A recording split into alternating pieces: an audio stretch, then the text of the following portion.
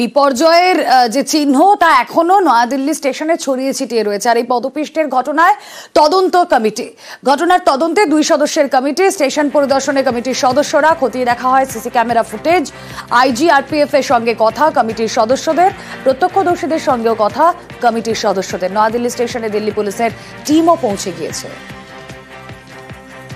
Rail मंत्रालय ने एक उच्च स्तरीय कमेटी इसकी घटना की जांच के लिए गठित की है। कमेटी ने जांच शुरू कर दी है। सुबह से ही बैठ के हम लोग सारे साक्ष्य को देख रहे हैं। जितने CCTV फुटेज है उनको डिटेल में हम लोगों ने देखा है और भी देख रहे हैं, उनको कोरिलेट कर रहे हैं, इंटररिलेट कर रहे हैं। साइट का भी आपके सामने हम लोगों ने साइट को निरीक्षण किया है। बाकी विटनेस जितने होंगे उनसे बातचीत की जाएगी, केस को समझा जाएगा और समझने के बाद रिपोर्ट आएगी तो उसी में जो बात होगी हम कहेंगे।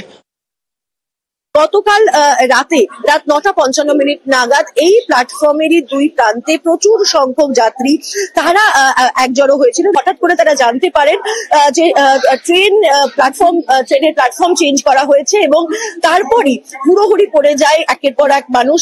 এই সিঁড়ি দিয়ে ওঠার চেষ্টা করছিলেন এবং সেই সময় একের উপর আরেকজন পড়ে যান এবং যে ঘটনায় অন্ততপক্ষে 25 থেকে 30 জন গুরুতর আহত হন। তাদেরকে LNJP হাসপাতালে নিয়ে যাওয়া হয় এবং সেখানে 18 জনের মৃত্যু হয়েছে এবং যেটা আশঙ্কা প্রকাশ করা হচ্ছে যে এই মৃতের সংখ্যা আরো বাড়তে পারে এই পদপিষ্ট হওয়ার ঘটনায়। কুম্ভের যে বর্তমান পরিস্থিতি রয়েছে, যেখানে কুম্ভের দিকে যাওয়ার জন্য প্রচুর মানুষ তারা রওনা হচ্ছেন, সেখানে দাঁড়িয়ে এত সংখ্যক অসংরক্ষিত টিকিট কেন বিক্রি করা হলো সেই প্রশ্ন উঠছে এবং তার পাশাপাশি কেন পর্যাপ্ত ব্যবস্থাপনা ছিল না প্ল্যাটফর্মে যাতে এত বিপুল সংখ্যক যাত্রী তাদেরকে মেনটেন করা যায়, তাদেরকে নিয়ন্ত্রণ করা যায়। আপনারা দেখতে পাচ্ছেন যে শুধুমাত্র এই দড়ি বসানো ছিল এবং আমরা প্রত্যক্ষদর্শীদের তরফ থেকে যেটা জানতে পারছি শুধুমাত্র এই দড়ি দিয়ে ভিড় নিয়ন্ত্রণের চেষ্টা করা হয়েছিল, যেটা খুব স্বাভাবিকভাবে বিফল হয়েছে, যার ফলে এত মানুষের মৃত্যু ঘটেছে।